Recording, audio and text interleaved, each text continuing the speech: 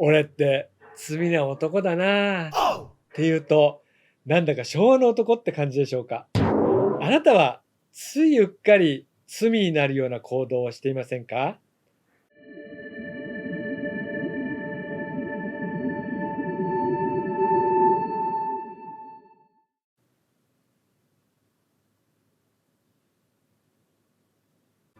こんにちは。マハリス総合教育研究所群馬オフィスで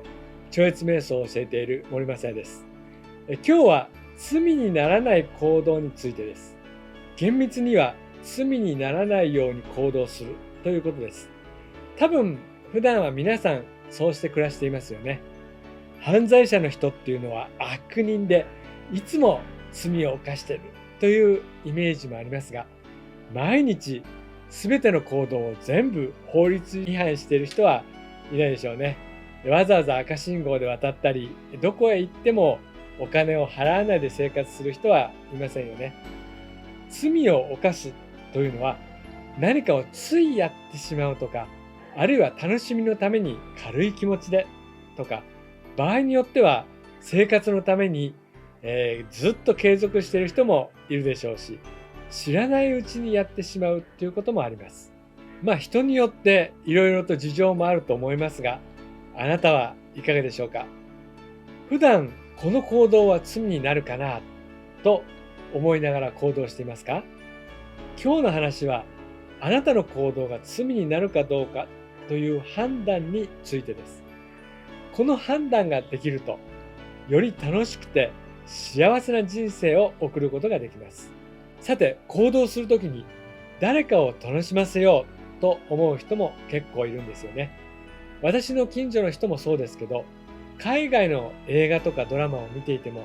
基本的に人って親切ですよね。そういう人たちは罪になるかどうかよりも、人を楽しませることができるかどうかっていうことを判断基準にしていそうです。普通は罪にならない行動について考える必要はないと思います。罪を犯すことはなさそうですし、普段はあまり気にしないでいい感じです。ゴゴー。しかし、ちょっと待ってくださいね。普通に生活しているときはいいんですけど、もし何かトラブルが起こってしまった場合、あるいは何かに悩んでしまったとき、そういう時の解決のヒントになるのが今回の話です。判断をするというと、その究極の場面というのは戦場ですよね。弾が飛び交っていつ自分に当たるか分かりません。前に行くか後ろに逃げるか、今ここにいていいのか、それこそ1秒ごとに判断を続けるような状況ですね。その点私たちは戦場にはいませんので、判断に迫られることもありません。それでも日常で何かの判断をしなければいけない時があります。今日のお昼は何を食べようかなとか、そういう判断ですね。今夜友達と遊ぼうかな、それともテレビを見て過ごそうかなと何かを決めることがあります。決めるといっても危険な選択っていうのはないと思います。そういう何かを決めなければいけないような、そういう判断をするときには、あなたは何を基準に決めればよいのでしょうか。それについてですが、この本では損得から行動するよりも善悪を判断基準にした方が良いというアドバイスが書かれています。そしてさらに心の平静を装うこともしない方がいいということも付け加えられています。今回は前回の動画の偽りの行動の続きというか補足説明というか、そんな感じです。このバガバットギーターの本の第2章、施設38のところは前回も取り上げています。今回は罪にならない行動について見ていきましょう。普通はですね、私たちの行動については働いてお金を稼ぐとか、何らかの収入を得ることをしていると思いますが、もしこれは損だ、これは得だと考えて行動するときには、当然ですが法律に触れるかどうかは考えていると思います。罪を犯さなければ心は平静ですよね。それなら安心して損得を考えられます。罪にならない行動をするというのは、そういうふうに損得よりも罪になるかどうかを優先することと考えていいと思います。ここで第2章、詩節38をもう一度読んでみましょう。苦楽、特質、勝敗の中にも心の平静を得て、そうして戦いに臨むのだ。そうすれば罪を犯すことはない。この文章について、損得を考えている時でも平静でいなければいけないという解釈をする人が多いらしいです。この文章からですと、苦しいとか楽しいとか損をするとか勝ち負けとか、そういうことがいろいろとあるけれども、それがどのような状況でも常に心を平静にして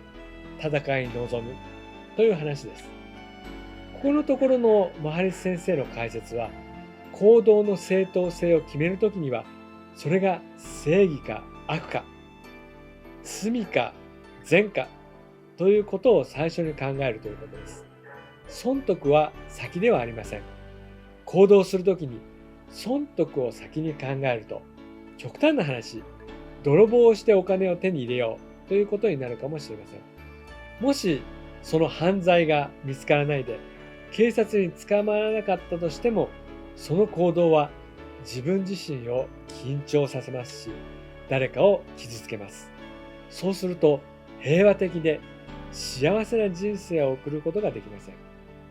しかし罪になるかどうかを考えれば、その行動の結果がどうであっても心には平和が保たれます。行動するときの基準は、まずはそれが正義か悪か、善なのか罪になるのかということです。それと意外に忘れられているのが自分に対しての罪です。自分に嘘をつくとか、自分を悪く言う、責めるというのもあまり良いものではありません。そういう自分の行動を確認して罪を犯さないようにすることで、幸福の道を安心して進むことができます。別の表現をしてみると、もしある行動があなたの人生においてあなたの使命の成就に必要なものであれば、それは行動しなければなりません。あなたの使命については過去動画でダルマについて話をしていますので、ぜひご覧いただければと思います。それと、もしあなたが何かについて行動しないで放っておくと罪になるようなものがあった場合には、損得に関係なく行動しないといけないということもあると思います。いずれにせよ、損得よりも罪になるかどうかという判断で動くことになります。先ほどの第2章38節の原文を見ると、心の平静を得て戦うということができれば、あなたは罪を犯さないという話です。逆に考えると、罪を犯さないためには、どんな時でも心は平静でいるようにということになります。以前、三キヤについての動画を作りましたが、こ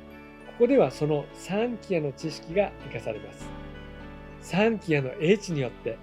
あなたの人生を高めていくことが大事です。そしてあなたがその英知によって高められた状態で戦いに臨むときには、罪を犯すことはありません。普段の生活で考えてみましょう。職場の嫌な上司、街で会った嫌な感じの人、学校の人間関係、ビジネス、遊び、いろいろなところで何かを解決する必要に迫られるかもしれません。その時には人生の滅と不滅の両面の知識を得て行動すれば罪を犯すことがないということです。つまり、嫌な上司がいた時に、こうしたら得だな、こうしたら損だな